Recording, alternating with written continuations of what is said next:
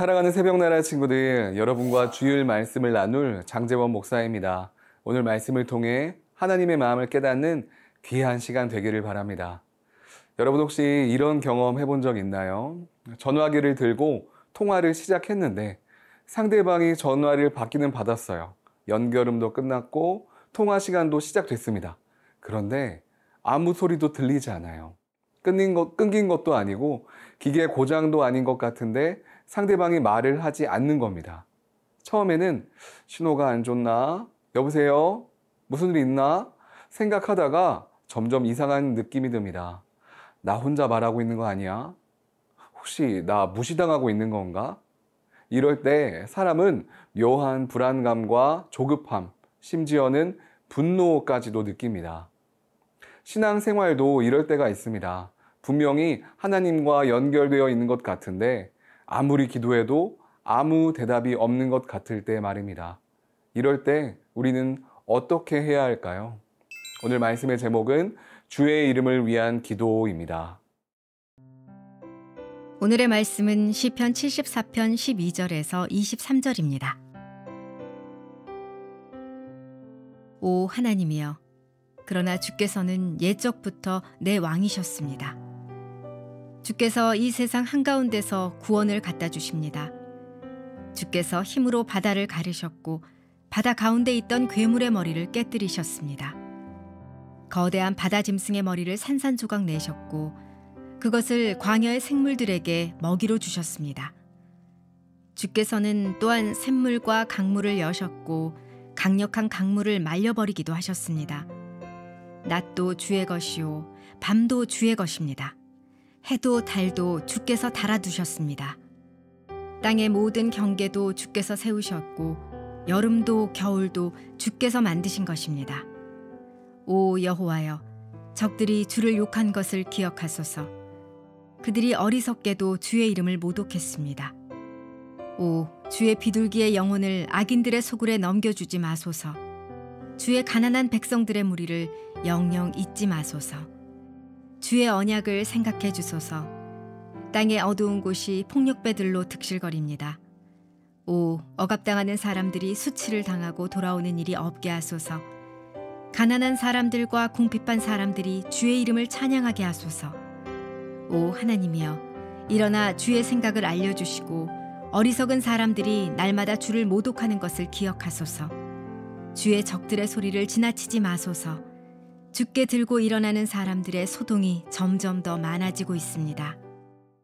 오늘 말씀은 바벨론이 예루살렘을 침공하여 유다를 멸망시킨 사건을 배경으로 합니다. 성전이 무너지고 하나님의 이름이 조롱당하고 있는 상황 속에서 시편 기자는 이러한 고백을 합니다. 12절 말씀입니다. 오 하나님이여, 그러나 주께서는 옛적부터 내 왕이셨습니다. 주께서 이 세상 한가운데서 구원을 갖다 주십니다. 주께서는 옛적부터 나의 왕이셨다. 이 고백은 상황이 좋아져서 나온 것이 아닙니다. 모든 것이 무너졌을 때에도 하나님은 여전히 왕이심을 고백하고 있는 것입니다. 여기서 왕이라는 단어는 단순한 호칭이 아닙니다. 왕은 다스리시는 분입니다. 질서를 세우고 백성을 지키고 구원하는 존재입니다. 그러나 그러한 왕의 다스림이 지금은 전혀 느껴지지 않고 있습니다. 그러나 시편 기자는 이렇게 말하고 있는 것입니다. 지금은 느껴지지 않지만 나를 다스리시는 분, 나를 구원하시는 분, 그분은 여전히 여호와 하나님이시다. 신앙이란 바로 이런 것입니다. 내가 다 이해돼서 고백하는 것이 아니라 이해가 안 되어도 하나님을 붙드는 것입니다. 이것이 우리의 고백이 되길 원합니다. 이러한 믿음과 중심 가운데 주님께서 역사하실 것입니다. 시편 기자는 계속해서 고백합니다. 13절 말씀입니다. 주께서 힘으로 바다를 가르셨고 바다 가운데 있던 괴물의 머리를 깨뜨리셨습니다. 여기서 말하는 바다의 괴물은 리워야단이라고 하는데 고대 근동에서 혼돈과 악의 상징을 이야기합니다. 시인은 하나님께서는 혼돈의 세력을 이미 꺾으셨던 분이라고, 대적을 멸하셨던 분이라고 선포하고 있는 것입니다. 지금은 혼돈이지만 그 혼돈을 이전에 이기셨고 지금도 충분히 이기실 수 있다는 고백입니다. 폭풍 속에서도 여전히 주님만을 높이는 놀라운 고백입니다. 우리의 삶은 어떠한 혼돈 가운데 있나요? 어떤 문제로 인해 복잡하고 얽히고 설켜 어떻게 할 수도 없는 지점에 와 있지는 않나요? 지금 이 자리에서 선포합시다. 주님은 과거에도 혼돈을 이기셨고 앞으로도 우리를 위해 일하시는 신실하신 분이시다. 사랑하는 새벽나라 친구들, 하나님은 지금도 왕이십니다. 주님은 옛적부터 구원을 베푸셨고 지금도 우리를 다스리십니다. 보이지 않아도 느껴지지 않아도 우리의 믿음을 주님께 드리며 주님과 동행하며 나아가는 모든 세나 친구들 되기를 바랍니다.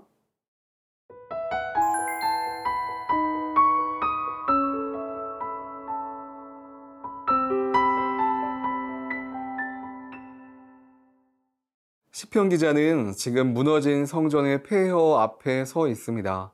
하나님의 집이 더럽혀지고 예배는 멈췄고 이방의 원수들은 이렇게 조롱합니다. 너희 하나님은 어디 있느냐? 시편 기자는 탄식하며 고백합니다. 18절 말씀입니다. 오 여호와여, 적들이 주를 욕한 것을 기억하소서. 그들이 어리석게도 주의 이름을 모독했습니다. 여기서 주의 이름이라는 것은 단순한 호칭이 아닌 하나님의 존재, 성품, 구속, 영광 전체를 나타내는 대표적인 개념입니다. 지금 모욕당하고 있는 것은 단지 예루살렘이 아니라 하나님의 존재 자체입니다. 시편 기자는 자신들의 체면이 구겨지는 것에 집중하고 있지 않습니다. 주님의 이름, 주님의 존재 자체가 모독받는 것을 슬퍼하고 있습니다. 우리는 세상 가운데 어떻게 살아가나요? 세상 앞에서 침묵하고 하나님의 이름이 모욕당해도 무감각하게 살아가고 있지는 않나요? 진정한 성도는 하나님의 이름이 조롱당할 때 슬퍼할 줄 아는 사람입니다. 그분의 이름이 더럽혀질 때 그 아픔이 곧 나의 아픔이 되는 자가 진정 그리스도인입니다. 시편 기자는 계속 고백합니다. 19절 말씀입니다. 오 주의 비둘기의 영혼을 악인들의 소굴에 넘겨주지 마소서. 주의 가난한 백성들의 무리를 영영 잊지 마소서.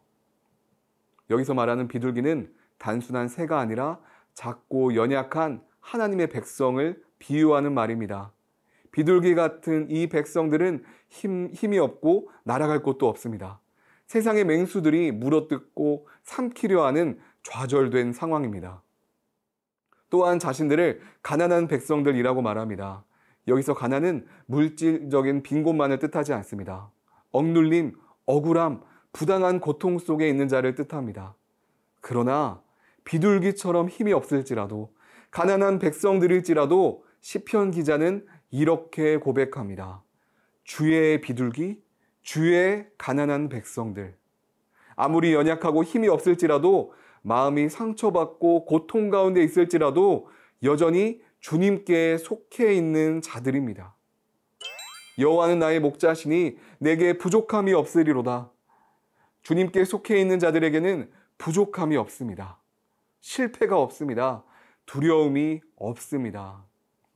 사랑하는 새벽나라 친구들, 우리의 삶이 무너지고 세상이 주님을 조롱한 것 같아 보여도 우리는 여전히 주님 앞에 바로 설 수 있습니다. 우리에게 힘 주시고 능력 주시는 주님과 온전히 동행하며 나아가는 모든 세나 친구들 되기를 바랍니다. 사랑의 주님, 우리의 눈과 귀가 세상이 아닌 주님께 열려 있길 소망합니다. 믿음으로 살아가게 하시고 주님을 향한 신실한 소망으로 세상 가운데 주님의 사랑을 전하게 하여 주시옵소서. 살아계신 예수님의 이름으로 기도드립니다. 아멘.